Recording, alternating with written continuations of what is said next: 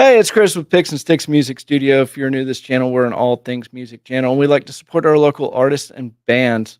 And tonight we have Rare Birds with us. I'm real excited about this interview. I've heard some really good things about them. They have a brand new album out. We're going to talk about that. And I can't believe it. This is episode number 41. So let's get to it. And I'm going to bring them in, unmute them, and bring them in.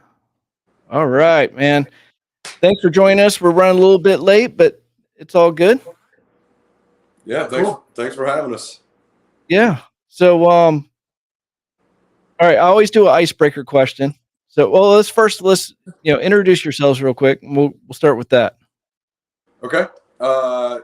We are Rare Birds. We're a rock and soul band out of Atlanta. I'm Brandon Neal. I do vocals and a little bit of rhythm guitar. And my name is Andrew, and Andrew Cylar. I play guitar. We also have Shawn Thacker on drums, and we've got Ben Jerkins on bass. They're hiding in the basement.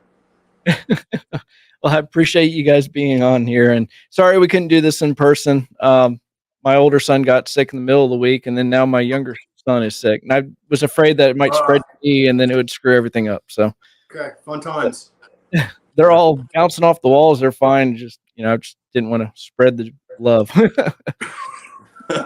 So, icebreaker question: if you could be any bird, what bird would you be? That's a trick question. We're from Atlanta. You can only be two types of birds. You can either be a hawk or you can be a falcon. That's awesome. We figured it awesome out. question. Yeah. I mean, answer. That's awesome. I didn't even think about that. That's better than my answer. I was thinking more along my lifestyle, kind of one of those, fagua birds that they just kind of stuff full of food and drink, and just live the good life, however short it may be. Yes. Right. Awesome. We have Scott Reeves in here. He's our moderator. And if anybody's in the chat, feel free to ask questions to Brandon and Andrew, and we'll get those answered. Yeah, and we're going to timestamp this. Something I forgot to ask in the beginning because we were kind of trying to get things done. Some artists want us to play their song, some don't. It's all up to you. Oh, be our guest. So, what if we did play a song? What song would we play? Why don't you try "Lying to Yourself"? There you go. Yeah, we just got a lyric video put out for that one. So yeah, lying to yourself. But you can, if you go to Rare Birds ATL YouTube, you can find it. Yep. Okay. Yeah, I have it pulled up on Spotify. I have your album pulled up. So when we get to that portion, I'll ask you one more time because I've lost my pen. I'm doing construction work. If you can see, I have a whole stack of drywall on the floor over there. Yeah. So it was supposed to be out of the picture. I was supposed to have it done this weekend, but it didn't happen. But awesome. That was an awesome icebreaker question. Okay. Hawks and Falcons. Heck yeah. That's good. All right. So let's go to the question about the name. How the name of the band come about? That's a good question. I want to know that. Okay, so Rare Birds. A good friend of mine that I used to work with and make some music with, I called her house one day and we were chatting, and she told me that her husband had gone bird watching, and that what he would do is he'd get a gigantic thermos and some binoculars, and a bunch of his friends would just kind of go sit in the woods and wait to see something spectacular.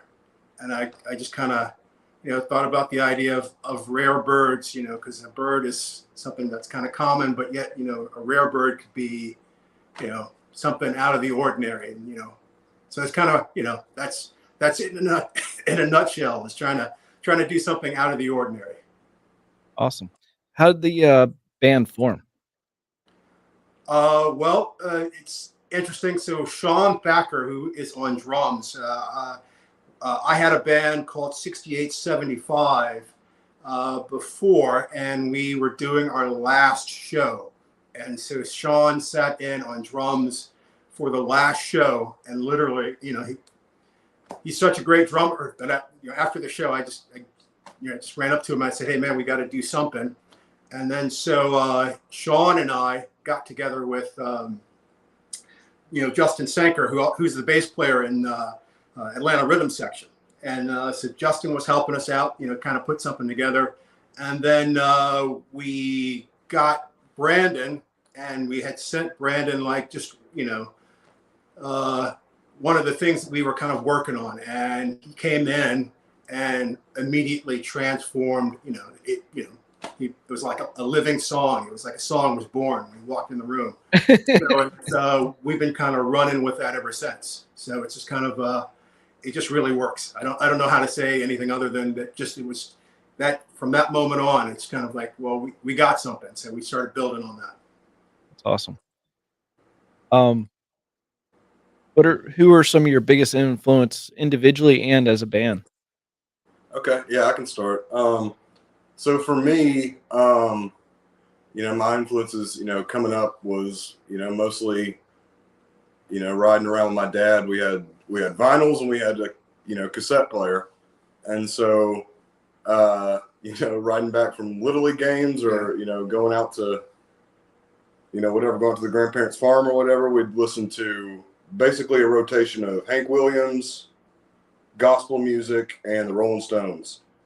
And so kind of those three things, somehow in my mind come together, and it all makes sense to me. You're all speaking the same language in a way. So really, I think I would like to think that is who I am trying to live up to.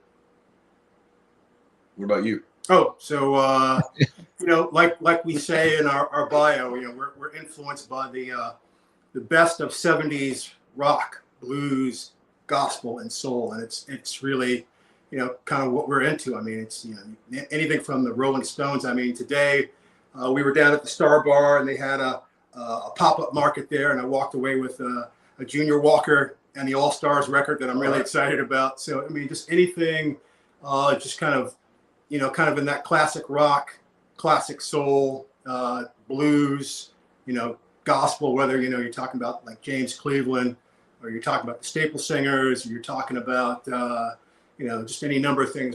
Brandon and I were talking earlier about, Thin Lizzy. That's another band that we love. So there's just a host of things that we really kind of get into. But if you had to put a pen in it, or just try to say what do they all have in common, it's a lot of good stuff that was kind of coming out around the '70s. Yeah, I love myself some Jailbreak. Yeah, that was the exact song that was yeah. I mean, you can even on our new album, I mean, there's 2 tracks on there, Dolly Parton and Ode to Rosetta. That's not on the album. That's on an EP. Yeah. But I mean, even just like the names of the tracks, those aren't necessarily sounds that we're conforming to, but Sister Rosetta Tharpe and Dolly Parton, those are heroes. Yeah, I mean, that's what we at least are drawing from, even if we're not emulating, So right. If you could play any local venue, what would it be? And if you could play any venue at all in the world. So let's start with the local. I don't know. Well, it's hard to beat the Fox, because the Fox has got some amazing history. And if you've ever kind of walked around the building and just kind of looked up at it, I mean, it's an amazing place. And then there's also the Royal Peacock, which the Royal Peacock, you had everybody from Ray Charles to Howlin' Wolf, played the Royal Peacock. And even though that room isn't still viable, that building is still there. So I don't know. I mean, for me, it would be kind of like a toss-up between the Royal Peacock and the Fox. And I don't know. I guess the Fox, that immediately clicks. Yeah. I would say, in a dream scenario, when the Super Bowl comes back to the Mercedes-Benz, yes, in 10 years, you will see us playing the halftime show. There you go. And I don't know who we're going to feature yet. I don't know if that's going to be Harry Styles, or maybe we'll get Tay-Tay up there with us. Yeah, we'll have backup dancers. Yeah. I also think it would be, I've seen a lot of cool shows over at Centennial Park, when I kind of first, came down here and was seeing some of like bigger shows. That was where I saw some really cool outdoor things. So I think that'd be a cool kind of bigger venue to play to a big space. Yeah. We'll get there. Yep. Right after the Super Bowl. Yeah. What about worldwide? Worldwide, man. So in the UK, there is a place called the Roundhouse, which is like literally everybody from Zeppelin to Fleetwood Mac to the Faces to, you know, just everybody played there. And so it's kind of hard to walk by the Roundhouse and not go, man, I'd love to have a shot at that, you know. But I don't know. There's so many really cool rooms. There's the Fillmore out in San Francisco, which is just like an amazing place to walk in. But you know, the Tabernacle here is kind of a cool place. That would be. We could have said that last time. Yeah. There's a lot of great rooms. I like those answers though. Usually I get Red Rocks. It's like Red Rocks. 8 out of 10 is Red Rocks. But I liked your answers. That's awesome. Funny story or crazy story that's ever happened when you're performing, or it doesn't have to be performing. It could be recording, could be anything. But we have a rule: what happens in Rare Birds stays in Rare Birds. so unless Brandon wants to expound, I'm just gonna let that one go. Yeah, I don't know. I'm trying to think if we've ever. I haven't fallen off of stage with Rare Birds. That's happened before in my life, but not with Rare Birds. So far, so knock on wood. I don't know about something crazy or funny. There's the biker birthday party. Oh man. So what's the audience here? I mean, is there like an age? No, I mean it's typically your audience. So okay. Well, if you want to tell me about the biker birthday party. Yeah, I mean, there was a spot called the Corn Pone. That was a little biker bar not far from where I grew up. That took me a couple decades to learn what that was. And there was we were playing there. It was a biker bar, so lots of biker dudes, rough looking dudes come in and out, whatever, no big deal. And so we're playing, take a set break, come back up. All right, one more set. Everyone's a little bit more loose now. It's getting loud. And it turns out we did not know beforehand that there was a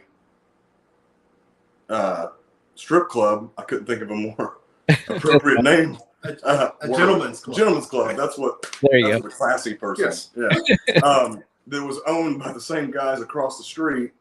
And we realized that one of the biker guys that was there, it was his birthday.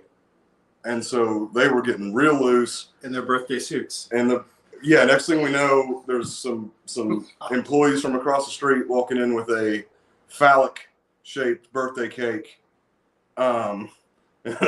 Carry it into the back room. And then, unfortunately, from the position on stage, we could see clearly enough into the back room to see way more skin Happiness than anybody would ever want to see at the Corn Pone.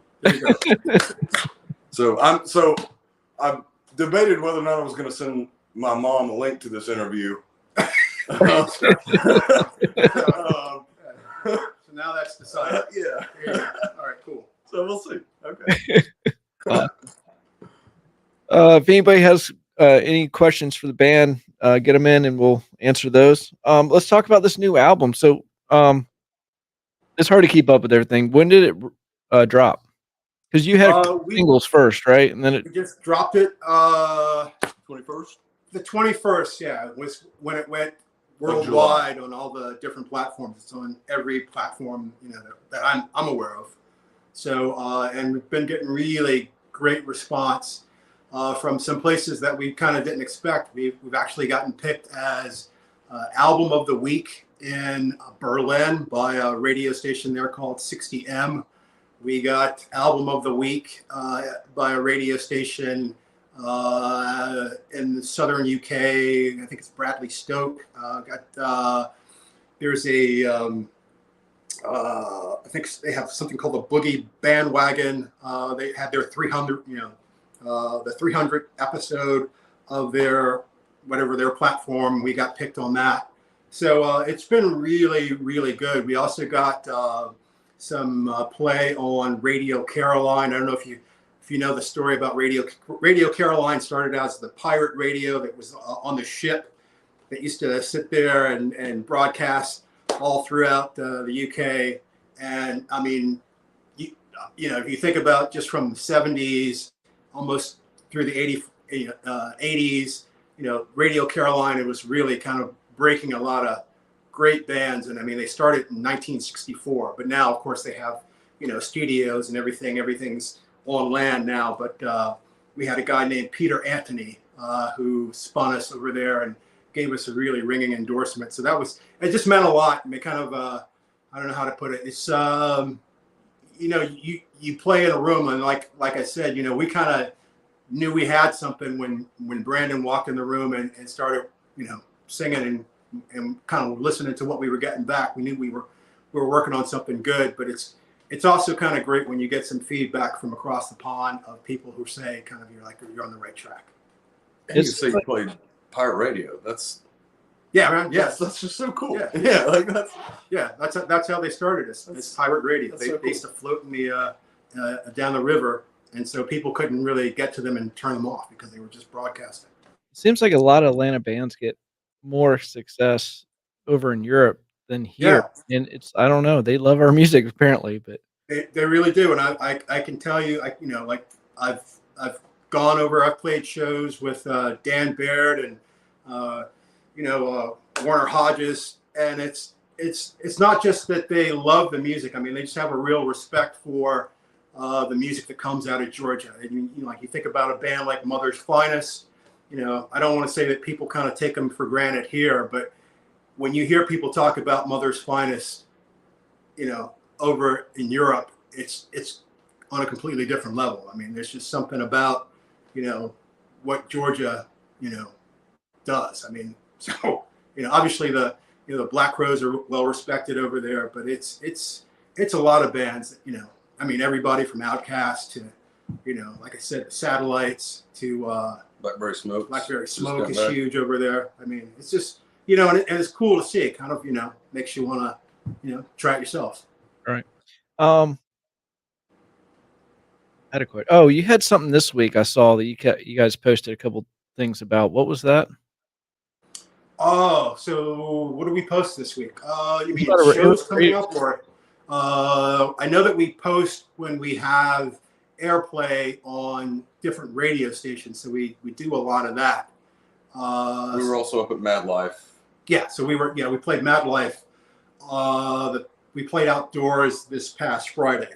So I don't know. I mean, I have to go back and look at our. I thought it was like Wednesday or something. You had something where it was going to be on a radio station or something. Oh, so on Wednesdays, literally, there are shows.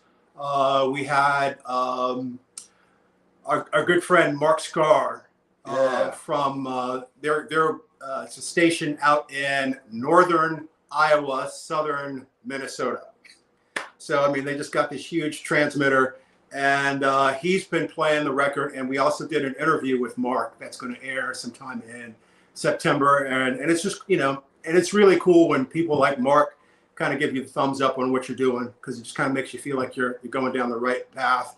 We had another Greg Napier, who does a radio show out of Hazard, Kentucky, and it's called WZQQ. And the cool thing about WZQQ, it's in Hazard, Kentucky. But if you go online and like you listen to Greg's show, which is actually on right now as we're speaking, and you kind of look at who's listening to Greg, and it's insane. You'll see, you know, people with IDs from Spain, people with IDs from, you know, UK, people from the Netherlands, people up in Canada, and you can imagine how late at night people have to stay up in the UK to listen to a show that's on at 8 o'clock, you know, in the US. But I mean, he's just got people who, you know, really, because of the quality of his playlist, right, will kind of check him out and follow him. I mean, he's actually even gotten a write up in Rolling Stone before, just because of, you know, how cool that his classic rock show is. But, you know, so again, you know, we've been like really humbled that the fact that, you know, some of these people are actually even listening to the record, but also maybe giving it the time to kind of spin it and share it with their audience. So, yeah, so we've been really pleased with that. And that's kind of like when we post on Wednesdays, like the number of different radio stations that are playing it, you know. So that's kind of cool. There's Rock Radio UK with our friend Tony Corner. He's also got a blues show on Sunday, but he does a rock show called Spins from the Bends on Wednesday. And then our other good friend, Ali Lee, is playing us on Roots Rock Radio. But I don't want to go down that rabbit hole because we'll just be talking about radio stations. All right. No, it's all good. Yeah. All right. Well, we're going to play one of your songs. It's Lying to Yourself, correct?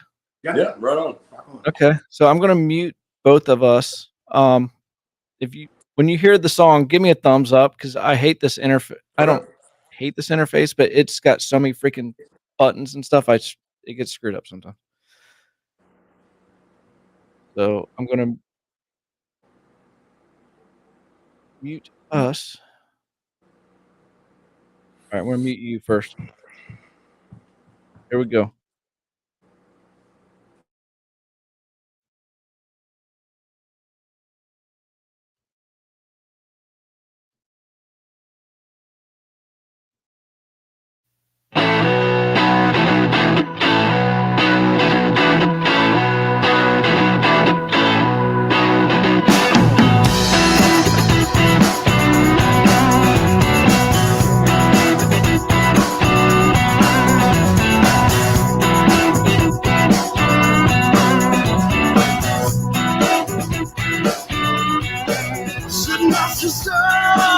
Tell me what have they done? Your words have blocked out the sun.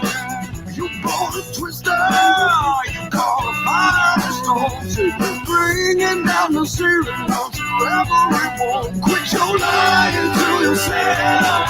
So what's it gonna change? Quit your crying to yourself and blame it on the retrograde.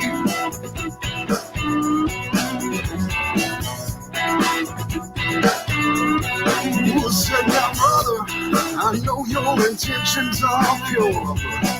That don't make for no cure. When the mother better hold your tongue, boy, come back for dollars for you to go strong. With your lying to yourself, so much ain't gonna change. Quit your crying to yourself and blame it on the retrograde. You say, oh, Milky Way's in retrograde.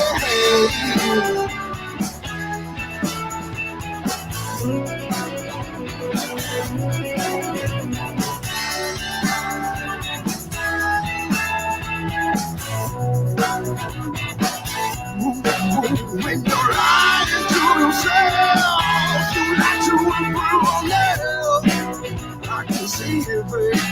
When you're crying to yourself, what's it gonna do?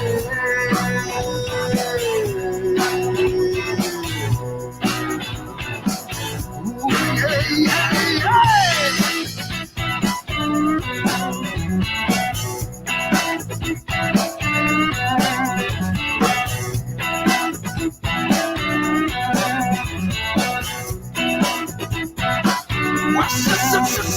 Sister, tell me what have they done? This world ain't been a friend to you. When like a fisher, it wants to stretch you into. And if it cracks you up, it'll swallow me too. So quit your lying to yourself. So what's it gonna change? Quit your crying to yourself. Live on the retrograde.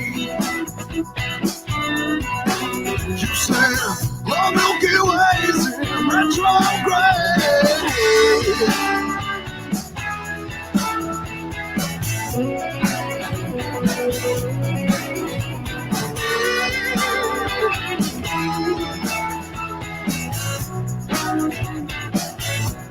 Whoa, when you're lying to yourself, you like to improve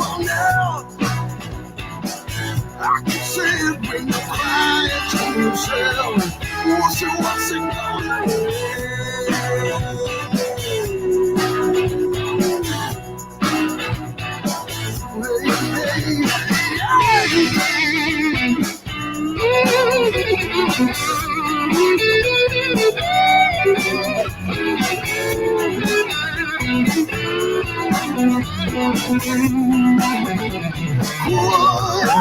when you're lying to yourself, you can't get no help.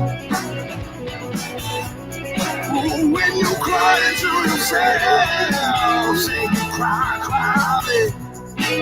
I'm so sick. Blow up your life, you're crying, baby. Oh, cry your eyes, cry your crying, baby.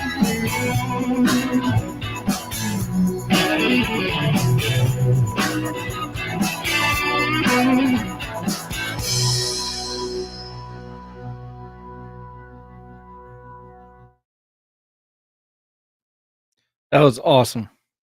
Get you unmuted here. Thank you, man. There we go. Hey, Your whole album's good. I listened to it the other day. The whole album. I'm probably listened to it multiple times, but it rocks, man. Oh, thank you, man. Cool. Yeah. That's what you want to talk about that song a little bit? Yeah, sure. So yeah, that song, that's one that we have we put a little lyric video for it. It's one that we really like off the new album. It's so lying to yourself, I guess. And kind of typically the way we write is Andrew will come up, I'll come over, Andrew will have like some riffs, or he'll send me some riffs or like kind of like song structures. And then I'll kind of, we'll jam on it and then I'll go sit with it. And that one, I think, came together relatively pretty smoothly. I think it felt pretty natural. It's it's kind of lyrically, it's a song kind of dealing with, maybe some kind of wrestling with just some internal challenges and kind of referencing that back to maybe some generational or kind of systemic issues that kind of perpetrate those challenges or those issues. And then kind of that set on top of, a song that you can't help but kind of, I'm currently doing a Chris Kattan thing, but that's not the mood I'm going for. Right. But so, I think it's pretty cool kind of how it kind of sits between those two kind of things of feeling a little darker, uneasy, and then still being grooving, rocking, moving, you want to shake a little bit. So, well, Scott says he really digs your old sound and definitely Atlanta soul with a little bit of an Austin grit. Yeah. Okay. Thanks, Scott. Appreciate it. Yeah. Let us know who you know in Austin. We'll go say hey. He's from Jacksonville, Florida. He's one of my high school bandmates when we had a band back in high school, and he still performs and does all that stuff, and I do this. You might know Fortune Child. That's a band we played with. We love those guys. They're from Jacksonville. Oh, nice. Yeah, I'm not real familiar with the bands, but he might. Cool. But yeah. So, what do you enjoy more, writing music or performing? I mean, I guess the whole reason for, just personally speaking, I mean, the reason why I would like be in a band is to, somehow create something. So it's a great feeling to create a song, but it's an even better feeling to actually be able to play something that you helped create in front of an audience and get some feedback. So it's, it's kind of, I guess both things are equally cool. Right. Yeah. Go ahead. No, go ahead, man. I'm just going to say a writing process. So how do you guys usually do that? You guys usually come up with the music first and then the lyrics, or kind of or vice versa? So I think typically kind of the way it's worked 9 times out of 10 is that, Andrew is a machine, man. He's freaking workhorse as far as I can literally set my phone down and then pick it up and I'll have like 8 emails with just song idea, like guitar wise, like riffs, chord progressions, kind of all these pieces, and he'll send me those, and then me and him will kind of sit down usually, and we'll work through those a little bit, and then I do the writing, back at the house. We kind of walk away with it, and then we come together with, he builds a lot of the ideas musically. I write as much as I can, try to find something that fits. And then we get all four of us with Shawn and Ben who write their parts. I mean, they deal with, our mania of us two building things that we very much like and are working out tempos. Yeah. And then those poor guys have to come in and try and bridge both the gap between us and then figure out how to fill in behind us. And so then that kind of, I'd say that's how the songs kind of come together. So I definitely take no credit for the musical composition. Put it that way. It's a group effort. Yeah. So I don't usually, it's funny. So I usually don't ask a lot about gear and stuff. And I had a question to you guys about gear, and Scott just asked this. What is Andrew's guitar amp? So what's the question again, Scott? Andrew's guitar and amp rig. Oh, okay. So I have a couple that I like. I have, I like Les Pauls a lot. So you can't really go wrong with a Les Paul. You can't go wrong with a Stratocaster, and you can't go wrong with like a 335 or a 355 Gibson. But it's kind of like whatever suits the mood. I mean, Brandon typically plays a Telecaster, so we try to find if he's going for a sound that's a little up on the treble side, I'll try to go with something that's a little bassier sounding, and then running that through either like a Marshall or a Fender amp, and that's kind of what we do. And just listen to the album, man. Like when you hear like the stuff he's doing, like between like Don't Know Better and like Line to Yourself, where he's like that Strat sound is just gorgeous, and then to like something like Thistledown or like Little Bird, that just dirty Les Paul, like that was a good question. That's basically what I'm saying. Because tell Scott to come by the house. That is the magic, man. Yeah, we got amps and guitars we could show him.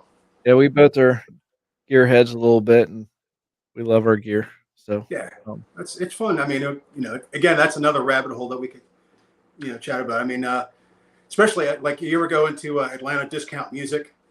I have not. I need to, because you need to go over there and see George and Jimmy. They got in fact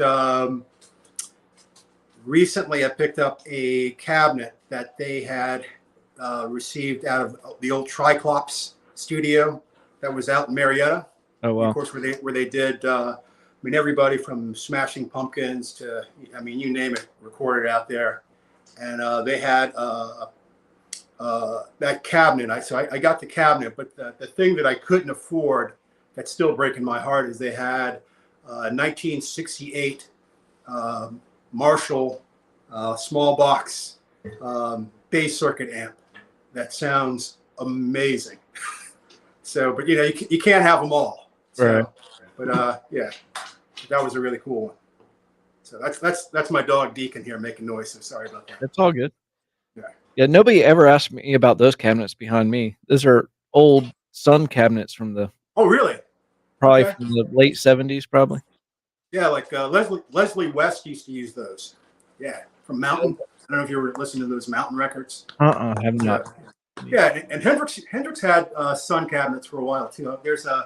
They just re-released a live recording that was the Hendrix and the Experience recorded down in Hawaii, and I think it was Billy Cox on bass, Mitch Mitchell on drums, and behind them they just had like a wall of like Marshall and Sun amps. It's like literally, it's incredible. You think about how they must have just had to ship all that stuff over to Hawaii. It must have been incredible, but it literally is just like a wall blocking out the sun of just Marshall and Sun amps. Yeah, those cabinets are heavy too. Yeah. It used to have a head, and the head got stolen.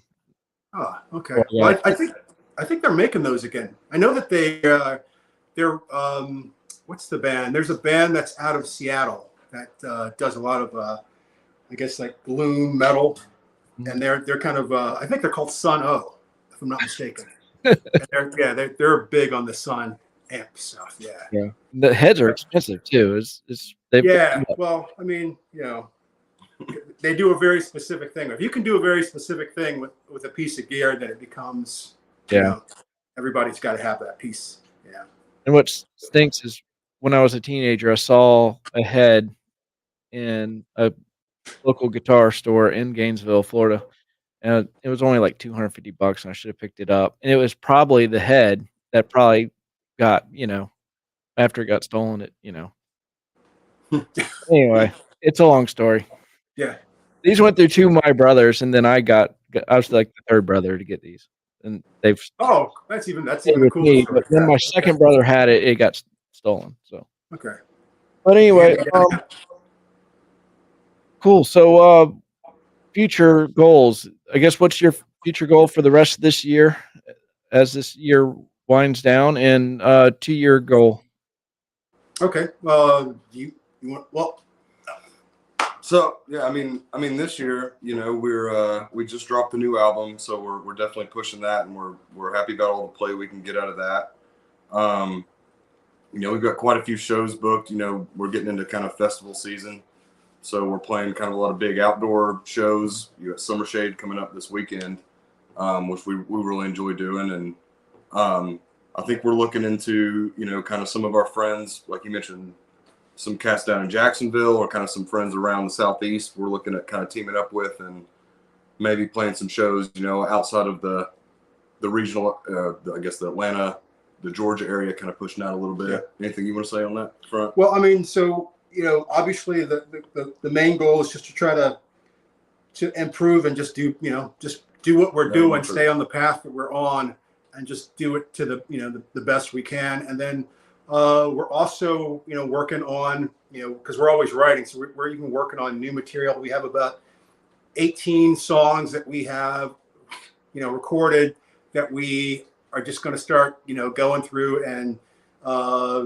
fine tuning those and mixing those down. And then, of course, one of the goals that we've also kind of set for ourselves, and again, it's like with any goal, you kind of set, you have something that you just want to shoot for. So, I mean, obviously we would like to, eventually get over to the UK, get over, play some of the places that have been kind enough to, to play our music. I mean, that would be a big thing for us too. But, I guess it's kind of crawl before you can walk, or how does that, what's that saying? Yeah. Crawl before you, yeah. Yeah. So, so we're having a good time crawling right now, but, we're going to be running someday soon. Awesome. Where can people find your music? Literally, so Bandcamp is our favorite place for people to find our music, and you can go to Bandcamp and search Rare Birds ATL, and we've got the new record, and we've also got our first 2 EPs on Bandcamp, and then you can also go to, you can go to Deezer, you can go to Tidal, you can go to Spotify, you can go to Apple, you can go to Amazon, you can go to, what am I missing? Basically, any streaming service, you should be able to find Rare Birds ATL. Right. Yeah, there we go. Yeah, that link right there will have, I think it kind of links to a lot of the different sites. Yeah. Yep, and I have that link down in the description. So, cool. People Appreciate it. Thank get you. your social media and all that stuff. It's nice when bands have like one link. I don't have to like sit there and paste like 50,000 links into the thing. It's just one link, and everybody can get to where they need to go.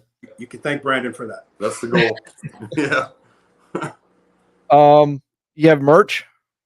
Oh yeah, we do. We have merch, and we've got an empress of merch. That's Mare, who handles all our merch, and so got tons of stuff. We'd love to see people come out to shows. We've been doing a series. Shawn, Thacker, our drummer, has a pug named Ruby, and so we have a series of Ruby the Dragon. He put he put dragon wings on his pug for Halloween and took a couple photos. And so we've been running with those and running T-shirts and koozies and everything else we can think of with Ruby the pug dragon on it. And of course, we've got CDs, we've got buttons, we've got all kinds of stuff. We're always thinking of stuff that we can try to come up with, and whatever people want, we'll try to come up with something. If you look on Instagram, we got some pictures of that stuff up there, and if you see something you like, you can slide in our DMs and And Mare made these really cool. I call them glam feathers, but you got to kind of see them. That's true. They're really if you're looking for a fashion statement, you need to check in with Mare. Yeah, if you come to a show and come to the booth when Mare she'll hook you up. manning the merch, you will get hooked up. Yeah, she is. Yeah. Nice. If anybody has any last minute questions, get them in, and we're wrapping up here. Anything else you guys want to plug or anything? Just that we really want people to come out to see a show. So, if you're out there and you're like slightly curious, check our socials and come out and see a show. And if you can't go see one of our shows, just go support any number of local bands. There's some really cool things going on in and around Atlanta. We could, I think you had Half Hot on recently. They're doing things. Warsaw Clinic, they're doing things. Ides of June, they're doing things. The Higher Choir is back. They're doing things. Who am I missing? We got the Warfather shirt going. Yeah, Warfather. They're happening. They're doing things. Oh, there's a ton. I'm James Paul just dropped something new with ladies of called Vouch for Me, and you need to get on YouTube and check out that. But it's a really good feeling. Because, and as you probably know, it's trying to play live music. I don't want to say it's a struggle, but it's something you got to kind of get your mind right about if it's something that you want to try to do. And it's kind of cool when you see other people out there doing it, and just kind of making it happen. The Pinks. There's a ton of really good bands that are out there trying to make it happen. I interviewed the Pinks too, so Pinks are great. Adam's on it, man. We're just all trying to get the tide rising, man. Yeah. Awesome. Well, I appreciate you being here and doing this interview and everything. That's the other question I meant to ask you. Where can people see where you're playing? I guess on this link too, right? Yeah. So we try to post every show on our link tree. So, but the best thing would probably be to just please follow us on either Instagram or Facebook, and we post every show. The next show again is going to be in Grant Park. We're going to be playing with Mercyland. We're going to be playing with the Higher Choir, and we're going to be playing with Migrant Worker, and we're going to be on at 6:00 on Saturday. And it might be a little warm, so prepare yourselves. All right, but please do come out. Grant Park. I was very disappointed that I couldn't see you guys at Mad Life, because I'm like, I don't know, 15 minutes from Mad Life, and and we're trying to do it again. Yeah, so let me know though. Seriously, like reach out to me, personally, and let me know when you're playing there, because I want to see you guys live, and that's pretty convenient. Cool. Yeah. The last 2 Fridays they gave me baseball practices on a Friday night. I'm like, really? Yeah, that's important too, though, man. That's cool. I know it is totally just done on a Friday night. Yeah. You just bring the whole Little League team on down. Yeah, that'll work. Yeah. Awesome. Well, you have any? Well, we did that last minute plugs or anything like that, right? Cool. Well, I really appreciate you being here, and thanks for having us. And everybody, thank you for watching, and go straight home. All right. Thank y'all.